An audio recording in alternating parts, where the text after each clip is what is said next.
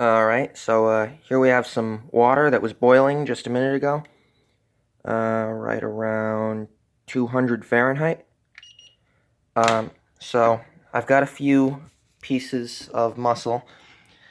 These two were just annealed just the once and allowed to uncoil before the annealing process. And they both work quite well. This might be difficult to see on camera, but you see how the coils are kind of loose. When I submerge them in the hot water, they're going to tighten up, and then the whole muscle is going to shrink, maybe about 10-20%. And then when I take this out and let it dry, that will slowly, see? Slowly getting longer. Same deal with that one. That's exactly the same.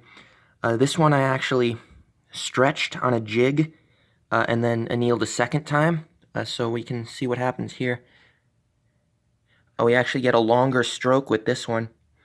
You can see how much more the coils are contracting.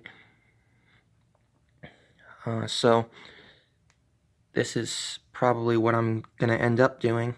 And then this one, I actually tried stopping this from untwisting using a jig just for the first anneal, and it didn't turn out as well. You can see it's a lot thinner and the coils are tighter, which is bad because now when it heats up, the coils don't have anywhere to go, so it just kind of turns.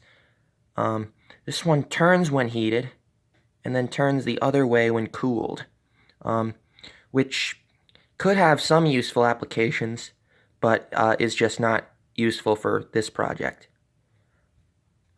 So, long story short, I guess, I'm going to end up twisting, uncoiling, annealing, stretching, and then annealing a second time. Annealing is just heating it to 300 degrees Fahrenheit for right around 20 minutes. So, yeah.